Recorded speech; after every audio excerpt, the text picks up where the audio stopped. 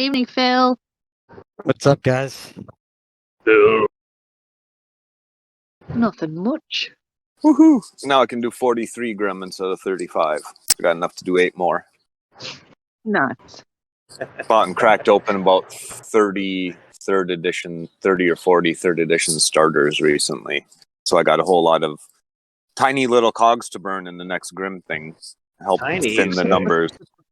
Thin the numbers out. How tiny, Hanford? The tiniest that exists, XP. Next edition is going to be smaller. Fuck me. Phil's coming out with a mini cog edition just to spite everybody.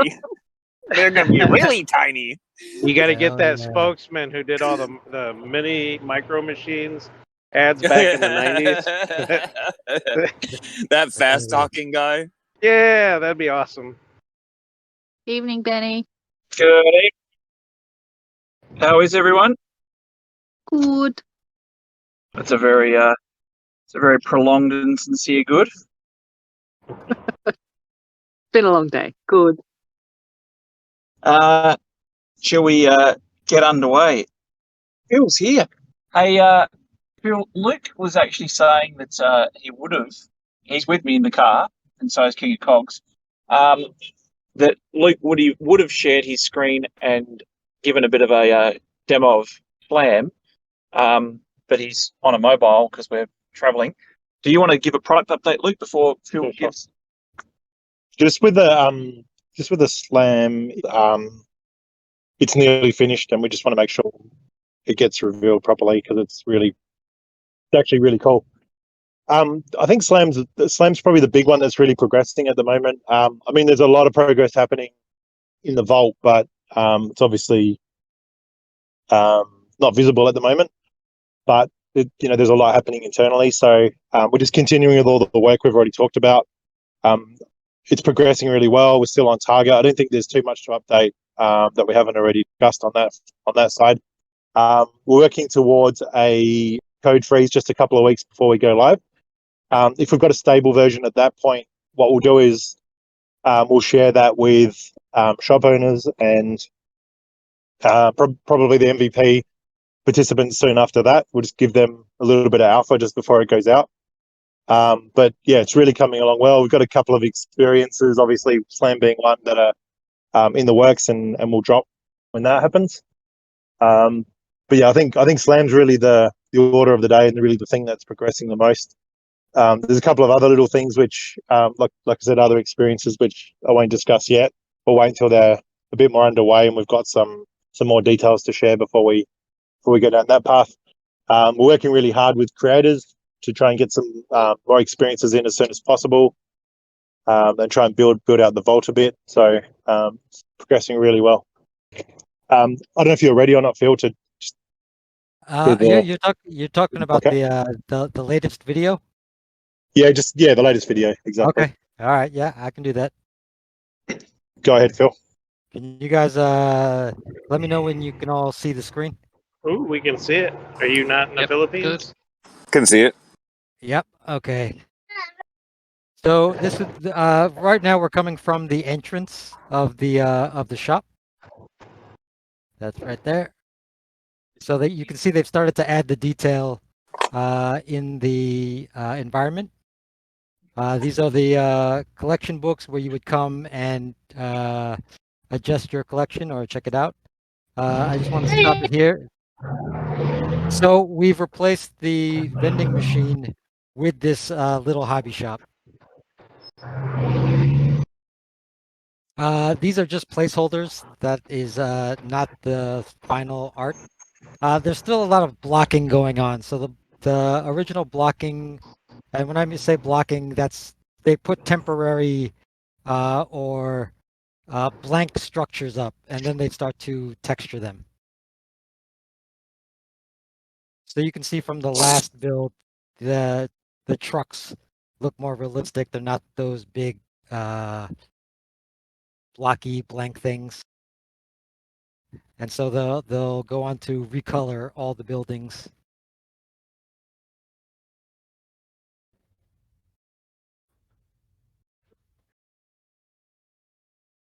And then, Make of it a course, little more apocalyptic and put some burning vehicles or trash piles in the tunnel to block people. I mean, we can always update it as the game matures, and we're always open to new ideas. So you can see that they completed the water, but not the the skyline. So the skyline is still just an image, but they've completed the water. So it's coming along really nicely. Yeah, it looks amazing. And then if you lose when you play your first game, like a homeless person follows you around and tells you about the first 25 COGs. That sounds awesome. That looks badass. Gotta say, kudos. That looks really freaking good. So is that an instance or is that going to be a quarter? I was going to say the way we're going to implement and integrate this will be unique. I don't want to give anything away. I want this to be but it'll be unique, and I think it'll really give people a fresh perspective on how these. So, yeah, I don't it's going to be really awesome. We're doing something different. So yeah, it is really good, and I think the VR experience will be amazing for those who have got in there. Yeah, we can't really. I want to say more, and I'm sure Luke wants to say more, and I'm sure Phil wants to say more, but we can't. But it's very, very close to obviously being there. I think the thing that's important for you guys to know as well is, as we said to you, KOGs has always been an integral part of the ecosystem, and we weren't happy with Slam previously, so it was imperative that we stick to our word and make sure that there is a version of Slam that's fun to play. Yeah, so we're really proud and happy that this iteration will be the right one. So looking very much forward to getting in there and having you guys kick my ass again. I was shocking at the last one. When FTX, I don't know what that's related to, but we have had a similar question through the week a couple of times. All I can say is that not in relation to FTX. Like I say, we basically are very much focused just on getting the out of MVP at the end of this quarter, making sure that we've got the creative tools in people's hands and getting a few more experiences to you, Slam being one of them. I think that we've probably got enough now. I think that Luke has stated, I think we've probably got enough as a basic experience for this thing to launch properly and have a few things to get around and look at with the apartments, with what will be Slam, Fear, shop templates, the creator tools, and there's a couple of other things that are coming as well, so some little surprises. So then it's going to be up to the creators to start building their spaces out and start customizing and integrating. So really, really looking forward to this next chapter because, like I say, it's the first chapter where we're not required to do everything. Any noticeable traction from the Paul Barron interview? Anything pop up behind the scenes? Be vague if you need to. So I guess that being very transparent and honest, it was probably I got a rough idea of what it would be kind of going along the lines of, and some of the questions would have been very, very tough because, he hasn't had us on for a year, and a lot of people would have liked to have been a burgeoning ecosystem by now.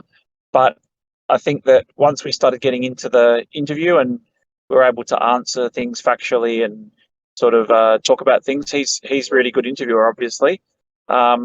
It was pretty smooth. I think that there's always conversations around, other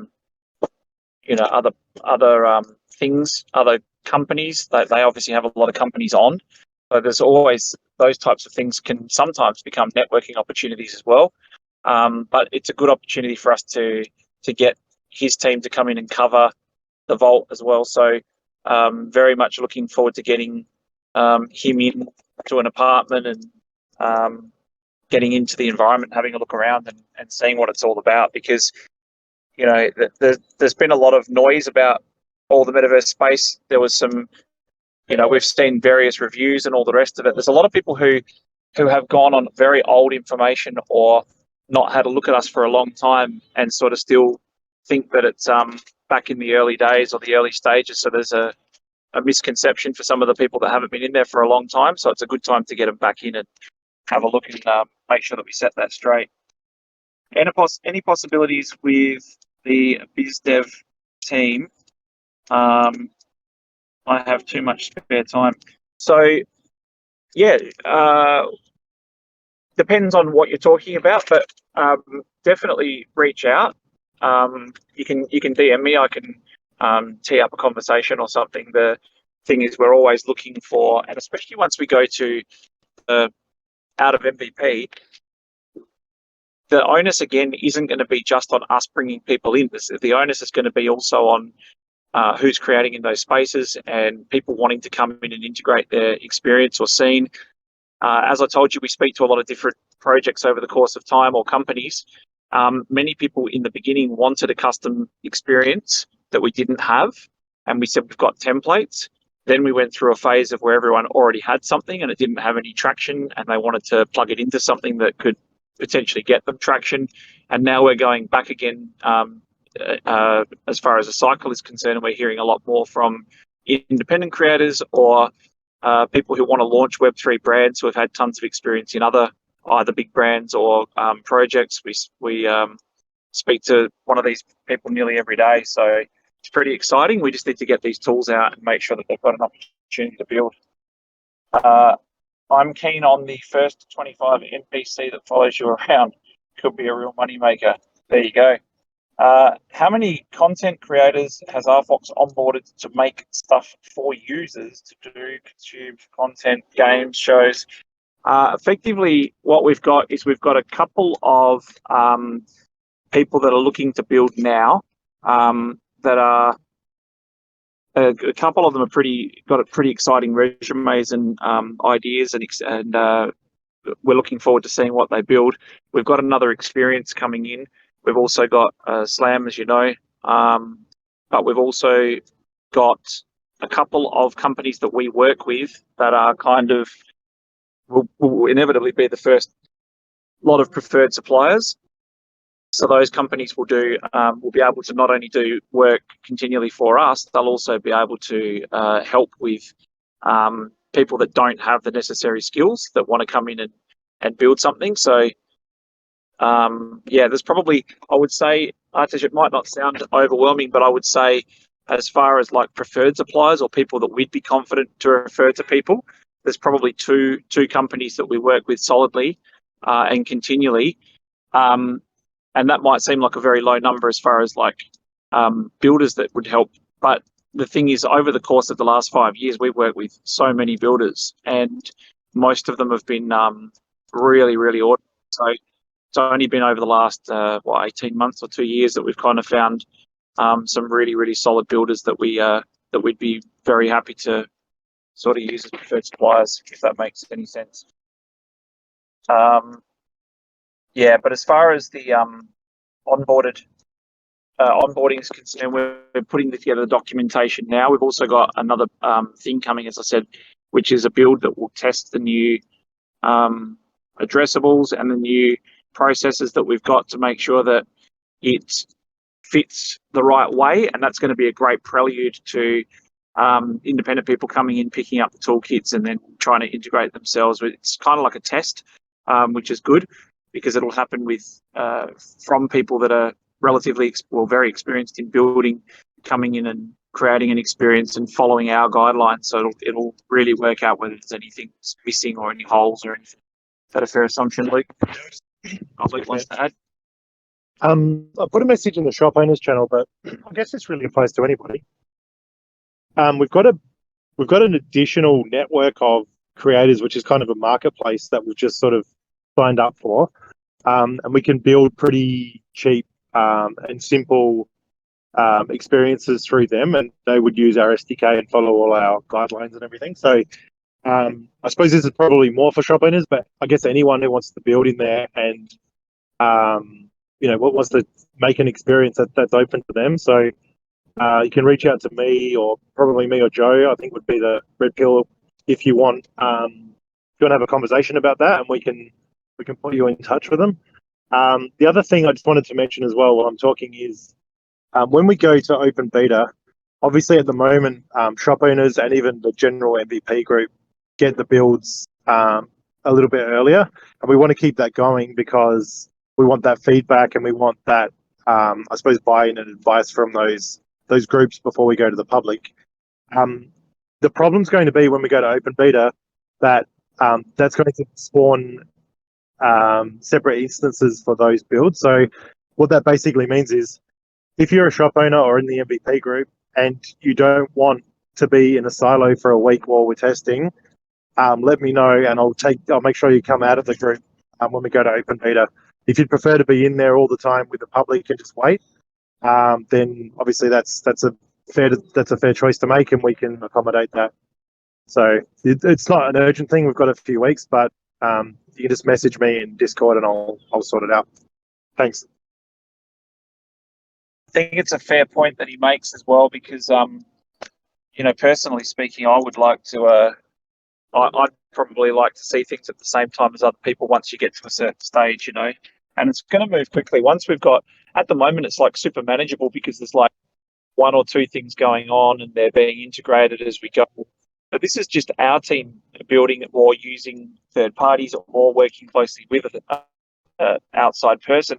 But once you actually open up the floodgates and the tools are available, it will get very quickly very hard to keep up with all of the stuff that's launching, dropping, coming out. It's going to be like something for you to come back every week and see all the changes. And with the apartments being customizable as well, it's not limited to 100 shop spaces. There'll be open areas, events, the individual shop spaces, as well as also apartments and people wanting to show off their spaces that they've created and built as well. So it's going to be very, very exciting. Are there quotes on renting shops? Not yet. It is something that we said that we've known about since the beginning, and we'll look at. We're just trying to work out the best implementation and way to do that.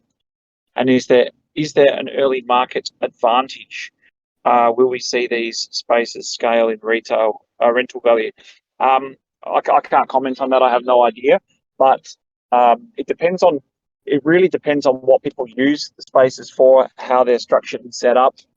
Again, very hard for us to comment on what would be built if it's not being built by us. We can only talk about the stuff that we've built. But I think that as far as shop spaces are concerned, I think that it's fair to say that that'll get a bit of a what do I say, Luke? That'll get a bit of a rework. Not the shop spaces themselves. I think that there's going to be a sort of a different positioning, which will be very, very advantageous to the shop owners. How will RFOX ensure the onboarding of new content creators is as easy as YouTube and Roblox to ensure a high number of content creators are there for users to consume content for RFOX platform? The short answer is there's no hope it'll be that easy in the beginning. It's just a reality of the space that we live in. We will be working as hard as we can because our focus will switch to providing, we want an amazing dashboard and portal for creators and users, and to make those customization areas as easy as possible, to make building as easy as possible, to make everything as easy as possible. So our job will be to maintain the world and to maintain the portal and tools and to make sure that we're adding functionality to that. But the rest of it will be up to the users. But it'll take a little bit of time, of course, until things are smoothly combined.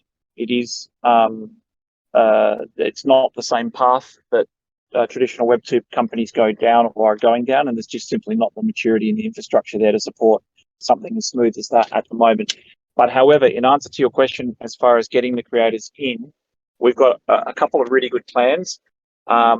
And I think this DAO that you'll probably ask or talk about as well, I think the DAO is going to be a model that really helps bring the people in as well. But there'll be plenty of opportunities for creators to potentially earn and therefore that's enough of a draw card in the beginning for people to sort of look past or forgive what will inevitably be, in retrospect, a relatively clunky type of system compared to where we are. Any apartment can be used as a current template, but can also be transformed into a game, metaverse, etc. This means that even studio size could host hundreds of people if transformed in a metaverse. No limit of users per size anymore. So no, Luke, do you want to answer that? But basically what we are going to do, which is the difference between a shop and an apartment, is the apartments will stick to the size map as well. So, for example, 25 square meters or 200 square meters will have a size area. But Luke will explain. So, the main difference with apartments is the template itself. So the apartment itself, not the furnishings and fittings and everything, but the apartment itself won't change, and can't be changed. That would massively devalue shops, and we're not going to go down that path. But what we will do is add customization, and that will increase over time so that you can change assets. So if you want different furniture in there, if you want different assets generally, you can really customize the look. We'll add ability to display NFTs, etc. But as far as actually turning that into a completely different scene or a game, that's definitely not the plan. Just on that, we are looking at, so that you've got exact clarification and a steer on that, we are looking at being able to use assets from other areas as well, meaning that it would be possible to have a game. How do I say that without? So a game, a game. You can have games and stuff like that in the apartment that would be an asset. So, for example, an arcade machine, pinball machine, all the rest of it that actually is a game. So there's plenty of stuff that you can do on that front, but we'll show you that very, very shortly on how that actually works.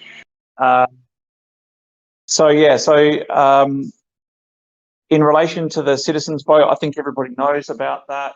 I think that you've also probably seen the voting for the DAO concept is flying through. So what we'll do is a move to initiate further news and information in the next couple of days as the DAO vote ends. So we'll move straight into the next phase, and we'll make sure that we keep you completely updated with that. We're looking to make sure that we help kick that off and then transition that across to you guys in a very, very quick amount of time. So that won't be something that's like a 3-month transition or something. It'll be pretty much here you go, away you go. Voting, I believe, Madame, enough red pills here. No, does the voting finish today or tomorrow? The voting finishes on Thursday, tomorrow, I think. No, wait, Friday, 2 days from today. Okay, so I think we've already passed the minimum required number. And the percent. But I think that's like a landslide victory type thing. It's too far ahead. Yeah, so I can give you a little bit more context as well. Sure, Urban Gecko can answer some questions as well. It's an interesting thing because what we've basically done is listened to suggestions, but we've also listened to the want to run a space. So what we are, in a normal situation, you would create a product and release it, or you would have a very clear roadmap of exactly how everything's going to work. And the interesting thing about this one is there's a template there, but as soon as the DAO is sort of formed and is kicking and running, that could, of course, as you are well aware, if you've ever been involved in a DAO, that can morph into any number of directions, and you can choose to just say, great, there's a template there, don't want to use it, want to go in this direction, want to do this.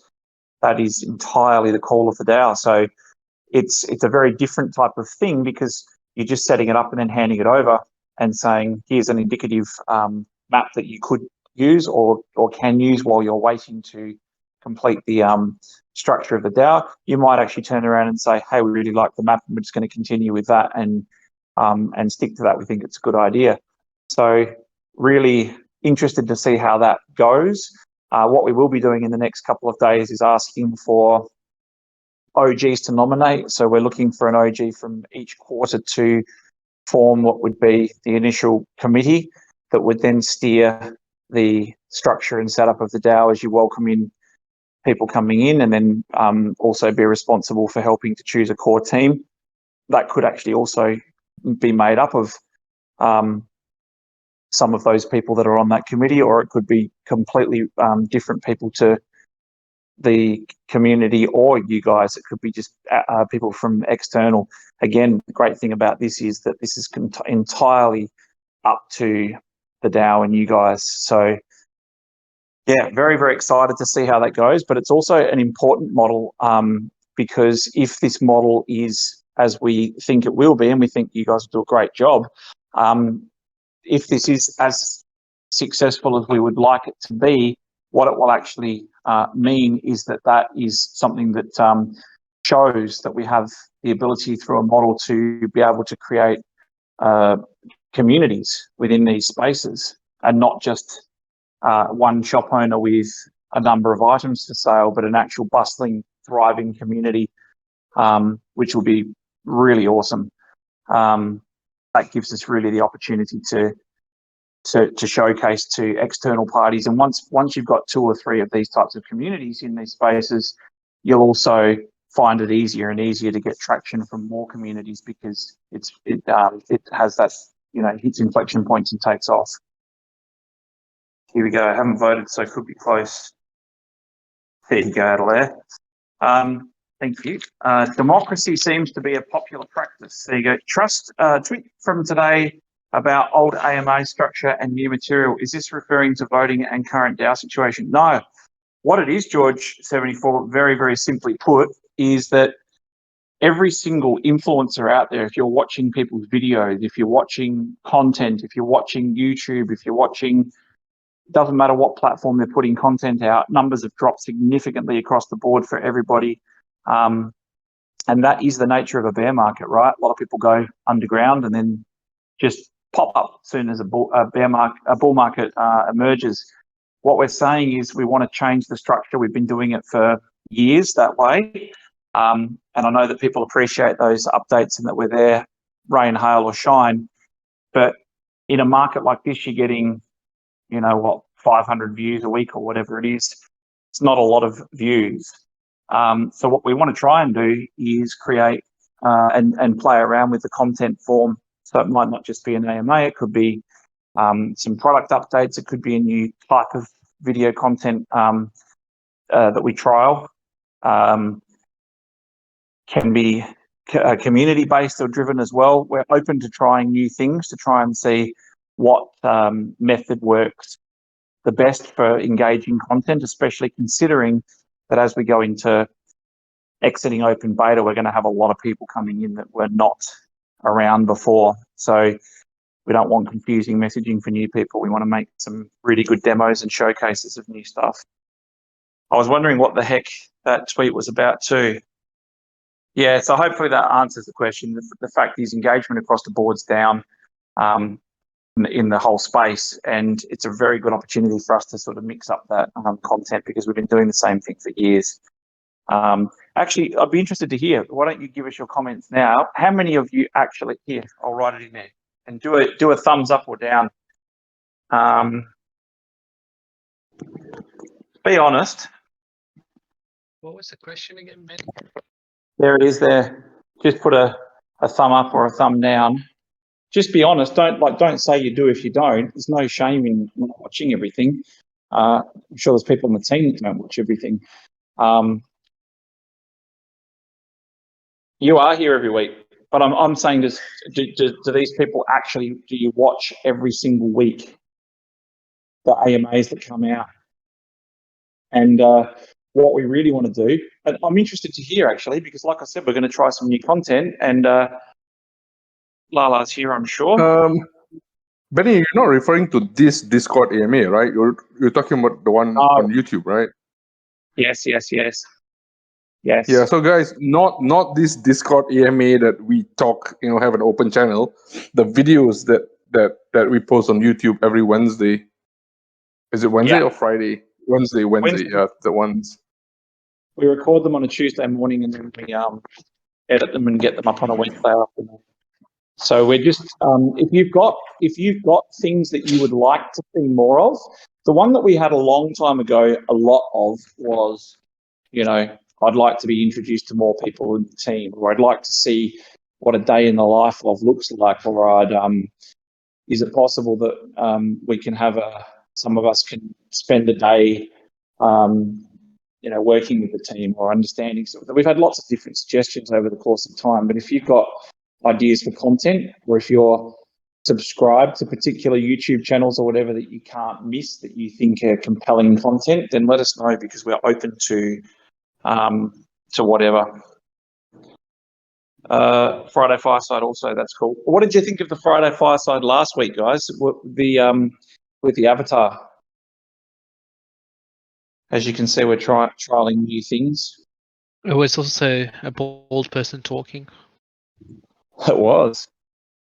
I think it's actually the cool part about that is that it's not reliant on a person or sound quality or whatever. You can just basically feed what the updates are, and that dude's awesome.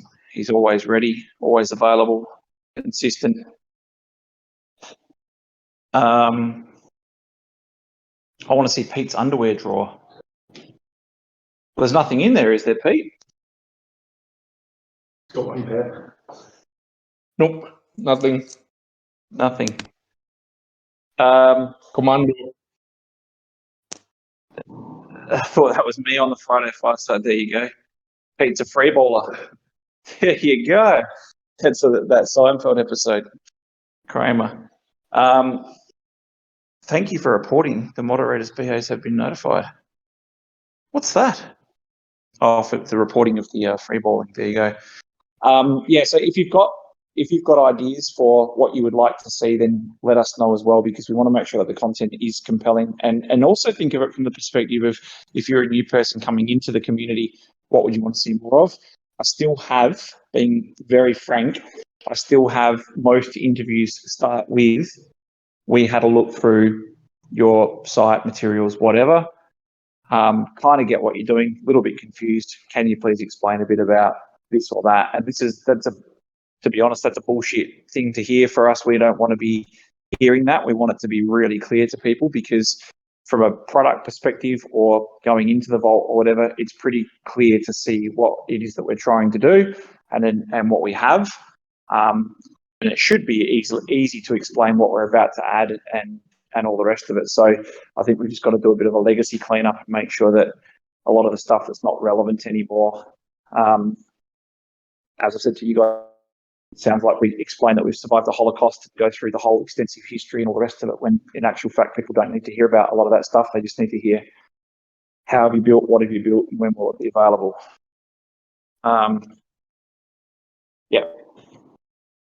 Different editions and borders in KOGs and slammer versions, standard citizens, and all in VR, PC, and mobile. Who doesn't get that? Exactly, George. You just explained it in 100 words. Pretty simple. Probably Actually, took him 2 days to type that out, though. Yeah. I think he started typing that out last night. The thing is that you if you're talking about all of the things as individual pieces, you try and do the same thing for something like a Roblox or something that's a lot more mature and it's got millions of users. Roblox, you probably couldn't list it all in an AMA, but they wrap it up, don't they? They basically just say, we're a platform and you can build on it. It's got all these cool tools, and everybody that's used it before or that does has researched it, knows what it does and some of the things that are on it. So that's just the phase we're going through. It'll be very easy to explain once people are starting to build and create and put stuff on there. I think this answered, but please excuse my memory. Is there testing for Slam VR? Will they be testing for Slam VR, Luke?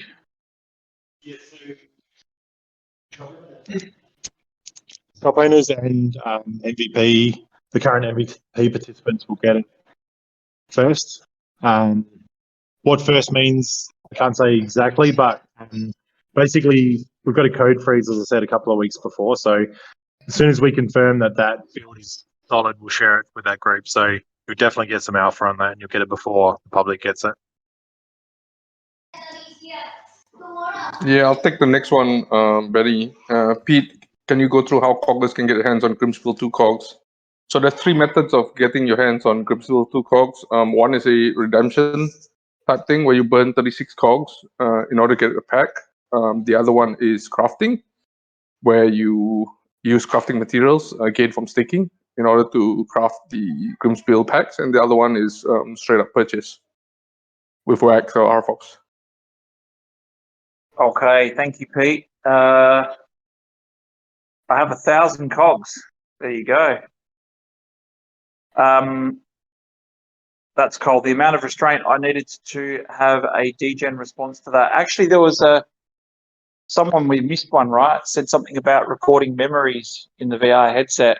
I don't know if you guys ever watched a really super old movie called Strange Days, but Strange Days was about this concept, and I think it's Gary Oldman from memory back in the, I don't know how long ago it was, 20 or 30 years ago, and it was about almost this exact sort of type of thing. You could actually record a bank robbery or whatever, and then another person could plug in and watch that memory through a device and have the feeling of robbing a bank without actually having any of the risk or exposure, and implanting memories and recalling memories and stuff like that. All of those types of science fiction things that we see when we're kids that they're working on, or they've been dreamt up from some design. And I'm still waiting for those bloody hoverboards from Back to the Future 2. Get around on those. What are they called? Big Bull? Pitbull. Yeah, Pitbull. RFOX Bitcoin Ordinals coming. KOG Ordinals.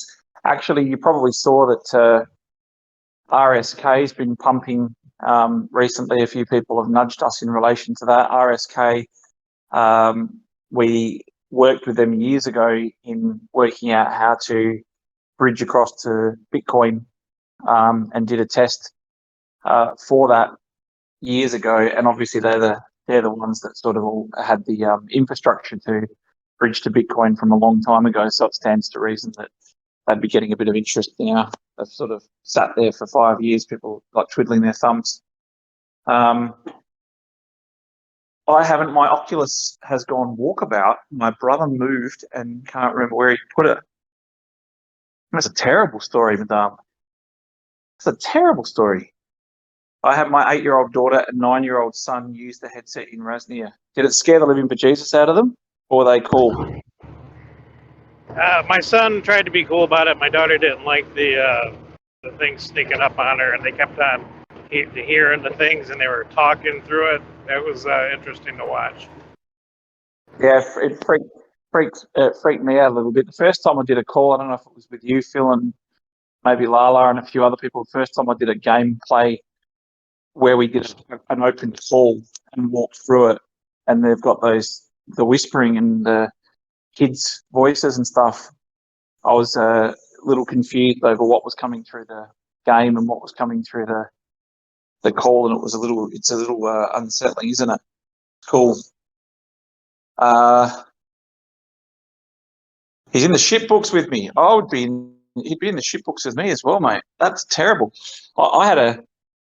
I got controllers mixed up, and I took a headset away when I had to go to a wedding in the province, and I took my headset and my wife's controllers, and that was devastating because a new build came out and I couldn't get to walk through it and have a look. You've got to get in there. You have to get in there. They were super nervous. I think that XP, a lot of people did also say, why have you got a horror game as your first experience? Well, the thing is that there's a lot of experiences that will be being built and implemented by people. We don't have a lot of say in that. So, if someone comes along now and builds an amusement park or a children's themed something, that's entirely up to them. If they can if they can do it. Pete, have you got further updates? No further updates. WinCog Dozer. Actually, I can't say that. No, yeah, you can't answer that, Benny. No, you can't answer that. you almost answered that. Jesus, if that was an hour later, you would have got. Come on, Pete! Don't ruin my fun. I almost got it out of Benny. I'm like one of the few Nope. people that can get him to All slip right. up every once in a while, and you ruined it. There's good and bad. There's good and bad news. The good news is you won't really have to have any held back stuff or things coming that we can't talk to you about very shortly, because when you go into open beta, then it's a different system then, isn't it? Because it's going to be largely us. Well, we'll still have inside track on what's being built, deployed, and like Luke said, if you don't want to be on that inside channel anymore and you want to wait for the reveals of things, because it's kind of an interesting process, right? If you're seeing things as they're being built and integrated and wound out, you'll see bugs and improvements and textural changes and stuff like that. Some people love that creative journey and process, and they like seeing that. And based on our community, everybody asked us from a long time ago, show us, we want proof of life. We want to see that journey. We want to go on that.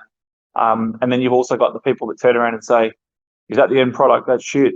And you're saying, no, you just asked to see the journey. So if you're a person who prefers to see the end product and you just want to like get in there and try out a new experience and all the rest of it, then I'd definitely suggest you take Luke's offer and remove yourself from the inside track. If you're a person who likes to see the bones behind things and how things work and get constructed and put together, then by all means stay there. But it's a very interesting thing. It's a personal choice, right? We'll be here every Wednesday after 2030. There's nowhere I'd rather be, or I can't speak for everybody else, but I think that there will still be some of us here doing this for sure. I think that by that stage it's going to be a bit fun, isn't it? And there'll be by that stage you'll be in a vault, I guess. No longer in Discord. You won't be able to fit them all on Discord call. So yeah, I think for sure there's no reason why it wouldn't. Have all shop owners started building, or at least notified the team of their intentions of what they want to do with their shop? Not like in relation to start building, no. Notified intention. Some people don't have any intention at all. Some people have sort of said, "I'll wait." So what we're trying to do is, I know a couple of people have said that they'd be happy to rent out their shop at no cost just to try and get a good experience in their shop and to try and get some traction for their shop and all the rest of it. Other people are building. Other people are looking to build and don't have a shop space. So they're conversations that we'd have to have with some of the shop owners that are looking to potentially rent. And then in the case of the DAO, for example, the DAO can give us a very good model going forwards, because again, if it's successful, we would be able to replicate something similar. When I say a DAO replicates something similar, obviously every project's going to be different, but we've got the opportunity to build communities in the shop spaces, I mean. And what that would effectively mean is that we would have communities that would want to hold on to those shops. So I think developing a proper structure for a buyback mechanism would be very useful. And then, say, for example, Voltop said, I don't want to run a shop. I just want to have someone rent it, or I want to sell it. This is a good opportunity to sort of put your hand up and say, if someone wants to start up a community in there and give me 50 ETH for the shop over the course of the next 6 months or whatever, and the DAO's doing well, and they say, all right, we'll buy the shop so that we have it. It's good for owners of any type of property or space in the vault, because it sort of sets a standard or benchmark for what things should go for. I will be, especially when Bitcoin has a market cap of 100 quintillion. There you go. Okay, so any other questions? Because as I say, we'll give you much more detail in relation to the DAO. And again, whatever template is submitted is designed to pass this over as quick as humanly possible, so that it's in your control. How it proceeds after that first month or so of you setting up the team and all the rest of it is entirely up to you guys, of course. So very much looking forward to giving you more information on that and getting your participation. So stay tuned if you feel as though you want to throw your hat in the ring and say, I could be involved in helping to set up the first, being in the first council to help set that up. Some people might want to do that for a bit of experience, exposure, a chance to work with the project, a chance to have a look at how things work. I think it's also going to be good for people to sort of see what's involved in running a project and how to do it. What we've certainly done is done enough research to be able to give you some solid suggestions, and then of course it's going to be up to you guys how that should run. But yeah, very much looking forward to this. Who would play you and Luke in a real life movie? Oh, that's a good question. Yeah. In Asia, everyone thinks that they say that I look like Bruce Willis. He's about 12 years older than me, I think. Sorry, Luke. Oh my God, Luke said that they'd have to get Ryan Reynolds to play him and just shave his head. I think Luke's going straight to the optometrist after this for a glasses appointment. When Netflix show Wachowski brothers, there you go. Woogie from something about Mary. They're laughing. Jason Statham and the Rick. Yeah, it's funny because that's exactly Jason Statham's one that I've been labelled quite a few times. I think people just say you're bald, so therefore you look like a bald guy from the movies. Yes, it has. It definitely has. The Rock. There you go. Look, you can be the Rock. All right, guys. Any last questions before we kick off? Don't forget to submit some things that you would like to see. As I said, we'll try new content for the. And let me clarify: AMA or the interview stuff that we normally do on a YouTube video for Wednesdays, not this. Yeah, I just remember that I most probably can't be on Friday, so I'm going to share some images today before we log off. So if you guys want to go and have a look at the stream, I'll share 4 more images, and then yeah, because I won't be around on Friday. Thanks, Pete. Thank you, man. Awesome. Thank you, guys. Have an awesome week, and look forward to speaking to you over the next couple of weeks. Cheers, Benny. Thanks, Benny. Thanks a lot, Benny. Good one, Benny.